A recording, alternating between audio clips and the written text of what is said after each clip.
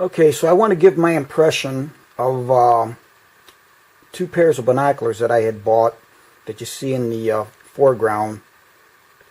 These are 10 by 25 Oculus that are the Bass Pro brand, and this is a pair of 8 by 25s Swarovskis. And the Swarovskis are made in Austria. The Bass Pro brand, the Oculus, is made in China. Now, I wanted something smaller than the two that you see in the background. These are an excellent pair that I use for astronomy. These are Fujinon's 7 by 50s. Beautiful pair of binoculars. And by the way, Fujinon makes the largest binoculars in the world. They're 150 millimeters, which is 6-inch diameter lenses. So the lenses, 6 inches, two 6-inch diameter lenses. And then the other pair that I have back here, I bought our 8 by 42s, and they're Leopolds, and they're very nice for what they are. And but I wanted something smaller that I could carry with me. Obviously, these things are huge; they're heavy, and I use these mostly for astronomy. And these other ones are nice too. They're small, but I just wanted something that's even smaller, as you can see here. I wanted something that was almost, just made for the pocket. Something that you could carry and almost be out of the way. Okay, I'm going to get the weight of these in ounces. The first pair is going to be the Oculus 10 by 25. Now they come in, excuse me, in about 8.4 ounces. Now the Oculus are made in China. Okay, they're made in China. They're $150 at Bass Pro. And again, they are the Bass Pro brand. Now the Swarovskis, they are made in Austria. They are $819 for that pair. Those are 8 by 25. Now, I do realize that I should have had two of the same pair. Okay, but the problem is Bass Pro in Perrysburg did have a pair of Swarovskis that were 10 by 25s. Problem is, when I got them home, they had all kinds of white dots, all kinds of little, I don't know what it was, dirt, little specks all over, and even over on the objective end here. And the 10 by 25s actually are, they were $880. So the 10 by 25 were $880 versus the 10 by 25s are $819, and there's no way in hell I was going to keep them. I did call Swarovski. They had no idea what it was, so I just returned them. So in any event, I did take a look at the 10 by 25s in the store, though, and evaluated them. But, so I just wanted to make that note. Okay, here's some general impressions between the two. Both pair, I thought, had real nice tension between the two halves that fold. Now, the reason they do that, I'm almost assuming, is because to make them small, most binoculars fold in the center. But then when they fold, they'd be too big and wide. So by doing it on the edges like this, you get them more compact. But both pair, I felt, were very nice. The edge does go to the Swarovskis. They feel better. But nothing objectionable about the other one.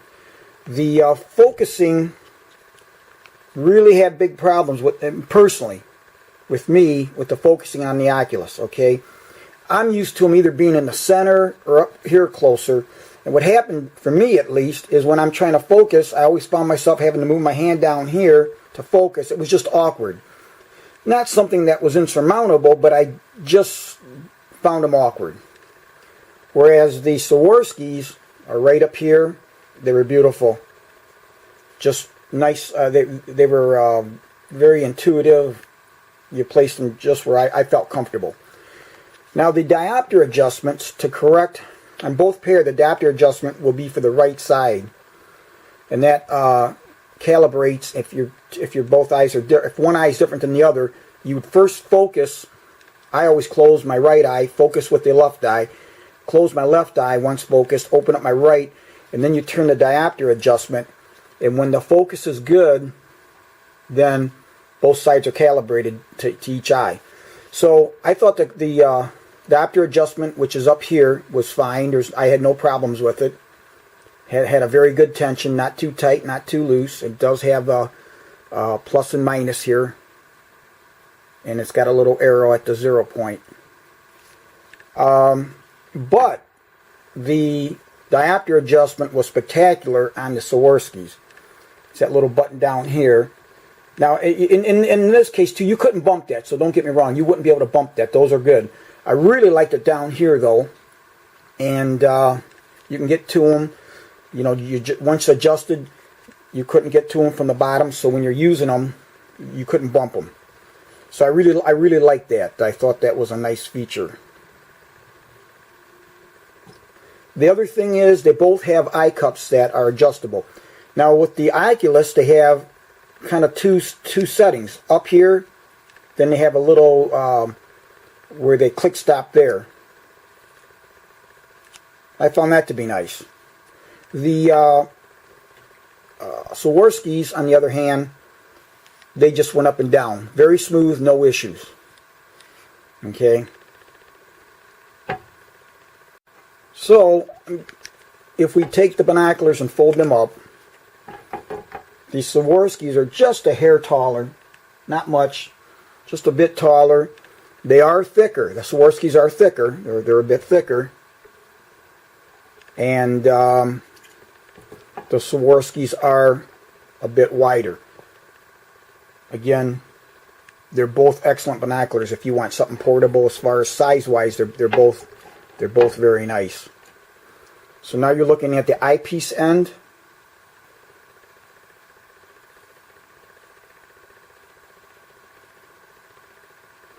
And the objectives end of these.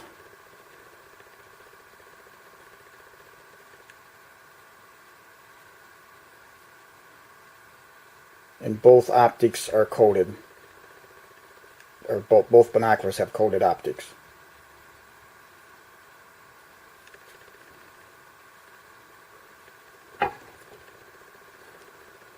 Okay, now I wear eyeglasses, and I have to have eyepieces that have a good length of eye relief. And so eye relief is the distance, it's a fixed distance, from the eyepiece lens to where the exit pupil, okay, from the eye lens, the front, to where the exit pupil, where it forms an image. So I'm just going to put my pen here. Now this is exaggerated, but, you know, so you could have eye relief, and again this is exaggerated, so say 18 millimeters, which is a good eye relief, and then it could be out here to where, and that's where your eye has to be placed. It'll never be that far, but I'm just trying to give an example. So you could have eye relief that is only several millimeters, which means if you've got glasses, you're going to vignette and you're not going to see the whole field of view, and that's extremely annoying. So with my glasses, these are perfect. I really am happy. Both pairs have excellent eye relief, so there's no issues with either one of them. And if you want to control where they sit, so when you put them on, so if you want to control how the where they're positioned, that's when you can use your eye cup, to where if you want to put your glasses right on the shield, then you just adjust them that way. Now I find that I don't need to do that. Again, if you don't wear glasses, then these come in handy, because then you can put them up, and you can put them up to your eye, and that's when the eye cups will come in even more handier. Again, I don't use them with my glasses. I don't need them. But again, both pair were excellent eye relief if you wear glasses, and I don't like taking my glasses off, especially at night. During the day, what the hell are you going to do with your glasses? So both pair, that's not an issue. Okay, so just a little word on exit pupil. So that's just the diameter of the light, the beam of light, the shaft of light that is coming out of the binoculars, and that enters through your eye. Now, that's always given in millimeters. So to calculate the exit pupil, all you have to do is take the aperture which is the diameter of the lens, okay, the objective or the lens. You take that diameter, which in this Swarovskis are 25 millimeters. Well, both pairs are 25. But in the Swarovskis, they're 8 by 25. So you take 25 divided by 8, you get 3.125 millimeters. So that's the diameter of that cone of light where your eye has to be placed, where it forms that image. It's 3.125 millimeters. Now in the other pair, in the Oculus pair, they're 10 by 25, so that's 25 divided by 10.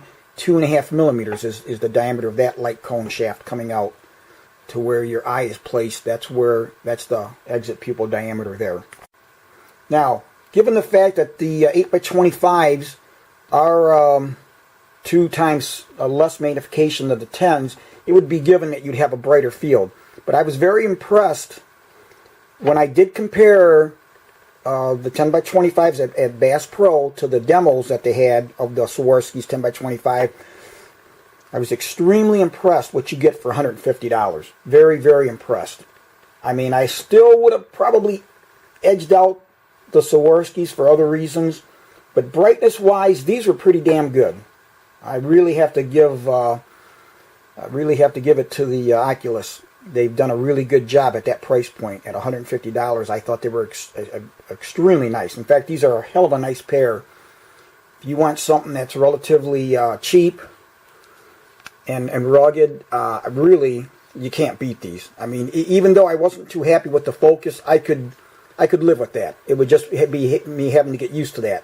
So for that kind of money, I think they're a hell of a bargain. I really, really think they're nice. There's, Now the Swarovskis, on the other hand, the 10 by 25s that I saw at Bass Pro, the demos, obviously for $880, I would have to say that they were the better between the two if you weren't looking at the money.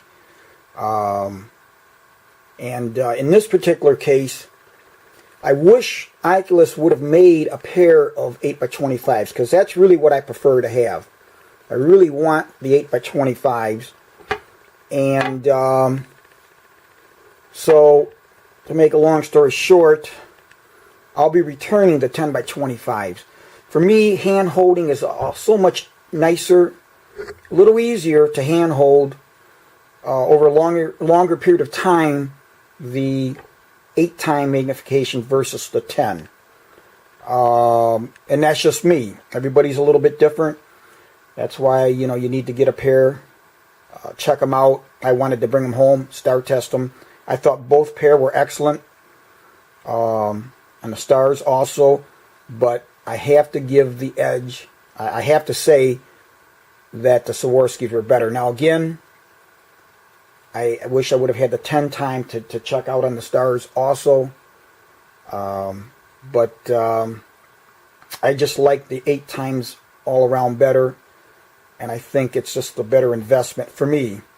But again, you cannot go wrong. I think the Oculus is a spectacular buy. I mean, it's really amazing what they're giving you for $150. So with both binoculars, you get a case. This is the Oculus. Okay, somewhat plain and simple. The belt loop here is somewhat of a pain in the ass, I would say. It's very snug. It would work. I just not the best. Simple case, Velcroed, works just fine. Just like that. One thing I do like about, they do fit in nice. You don't have to work at it to get them out. It works very well. So that's nice. Okay, the case for the Swarovskis are a whole cut above.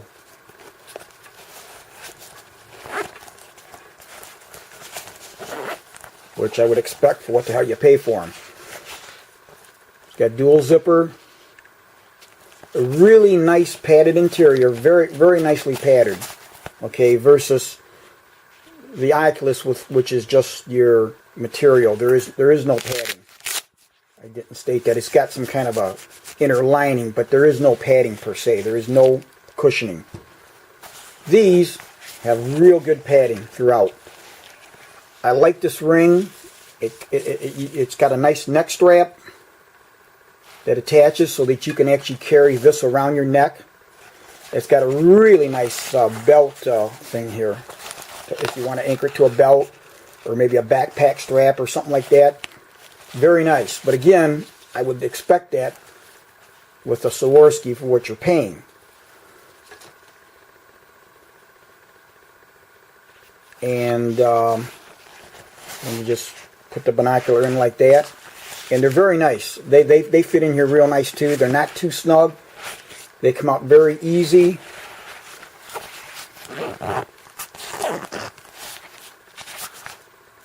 So, in closing, if you don't want to spend a whole lot of money, I'm going to tell you the Oculus is a hell of a buy. Because when it all comes down to it, you can always get a different case for it. But the image-wise, I was very happy with it. Very, very happy with the Oculus. I mean, they're very nice. And what can I say about the Swarovskis? I just think they were top-notch in every respect. So, hopefully that was helpful. And again, like I said, for a small pair, they look like toys, but believe me, they both give good performance. You'll be very happy. And this is something that you can carry around, put it in your car. You know, I plan on taking these with me in my motorcycle, in the tour pack. They're just so damn small that you can take them places and not have to worry about them really being in the way.